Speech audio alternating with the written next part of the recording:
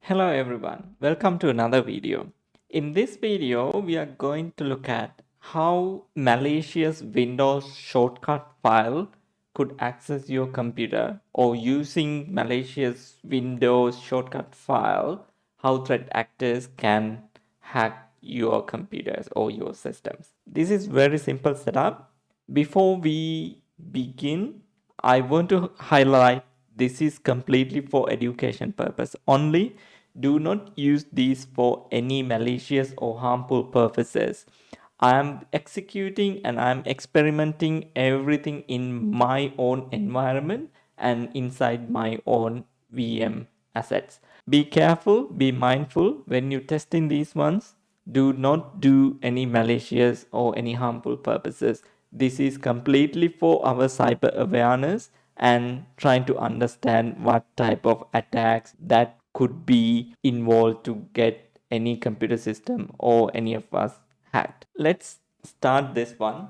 I already created a small diagram to understand the process of this execution.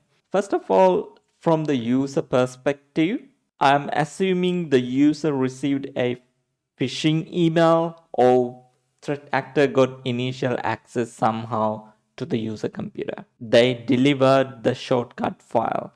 It could be a malicious link and asking user to download that file, or it could be an attachment in a phishing email. It could be anything.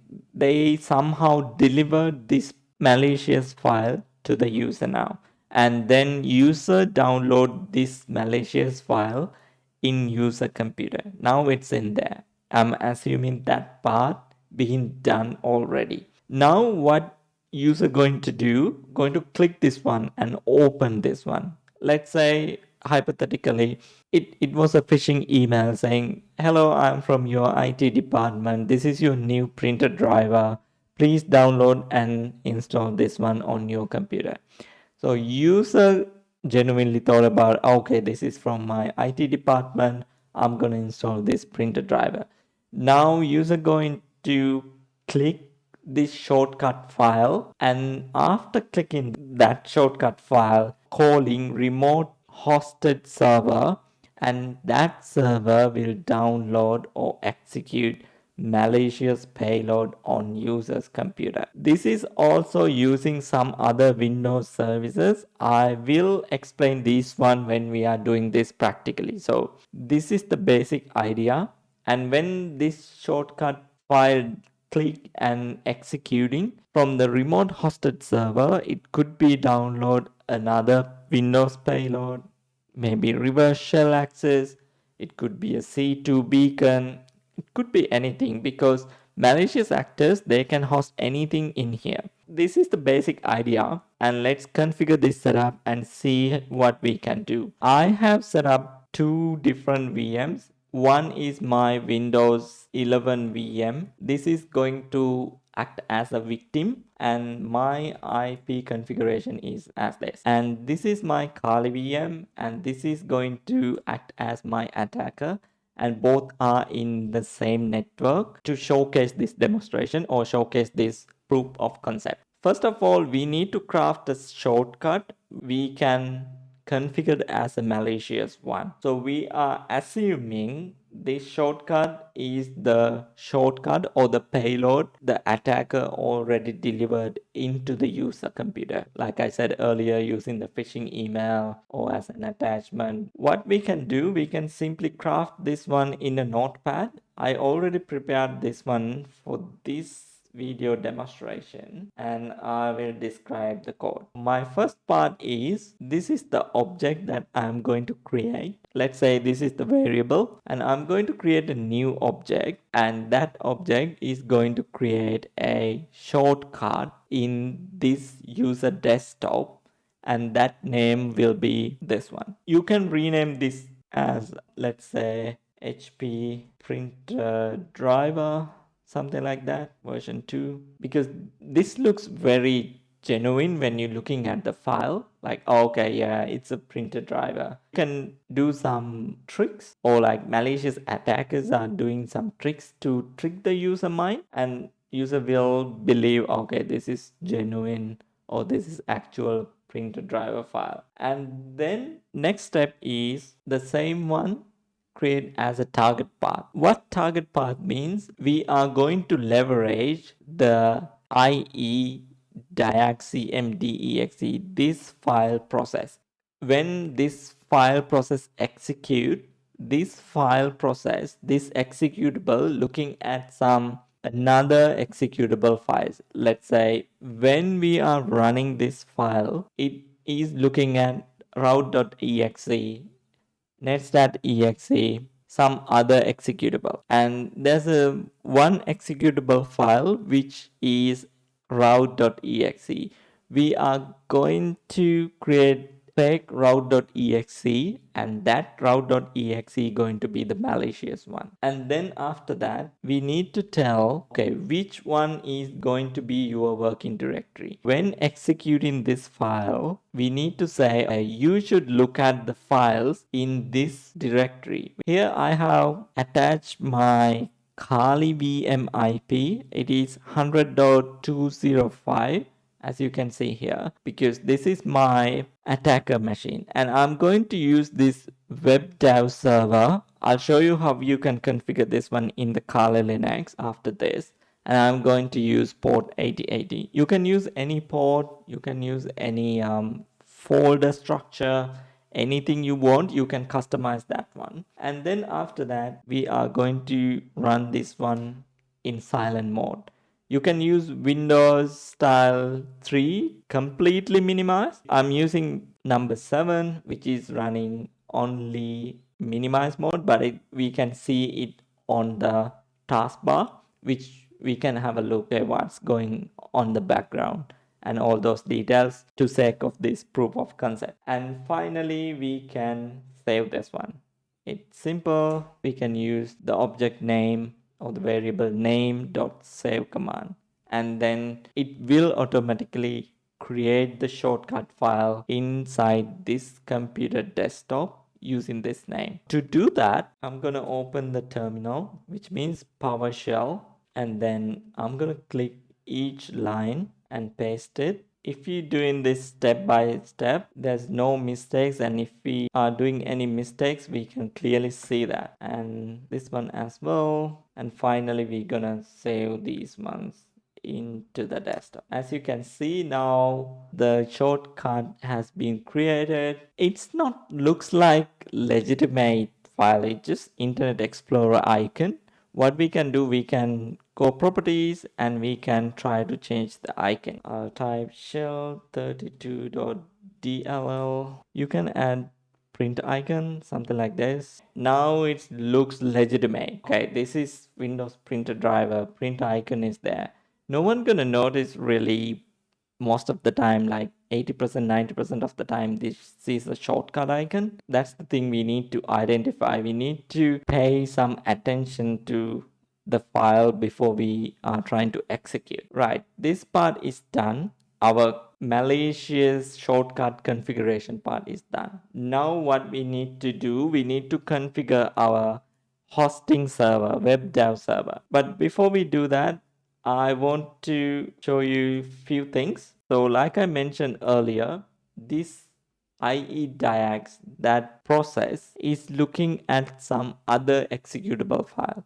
The route.exe is another executable, is one of the executable looking at while this is executing. So what I'm going to do, I'm going to copy the calc.exe, which is in system32 folder, and use this one, copy this one, and then I'm going to paste this one in my Kali environment, and I'm going to rename this one as route.exe, which means I'm going to do a proof of concept. I'm not going to run any C2 servers or like reverse shell payload or any other malicious executable. Just going to show like any executable could be run in this path or this remote server, and then it will execute on here. So I already copied this one into my Kali machine. Now we need to configure our WebDev server. And for this one also,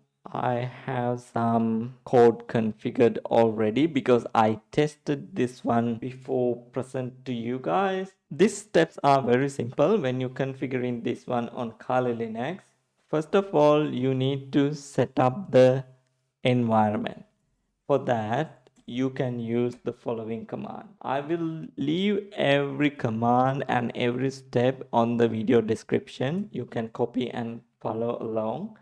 And then once we created this one, we need to activate this Python environment. For that, we can use the following command. And then after that, you can install the wsgidav.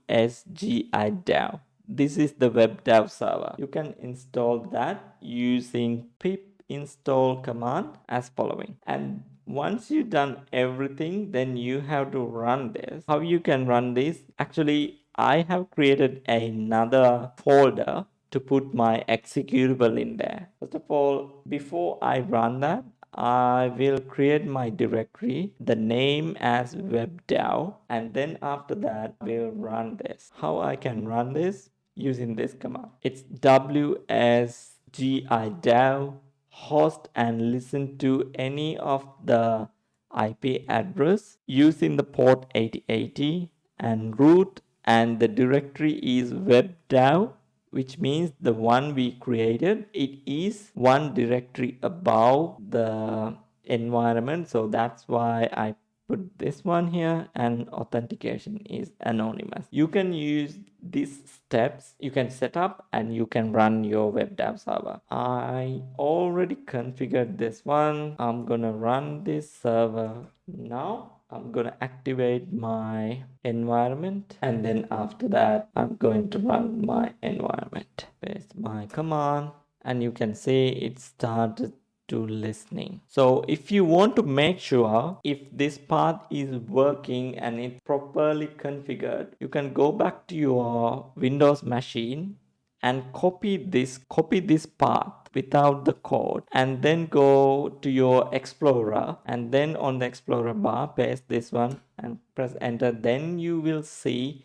it will access that hosted WebDAV server. This is how you can make sure if your WebDAV server, the hosted server, is hosted properly and all your files are there. And one thing I want to show you, the folder which I have created, the WebDAV server, this one, the WebDAV folder, it is this one, and I have already put calc.exe, and then I renamed that one as route.exe.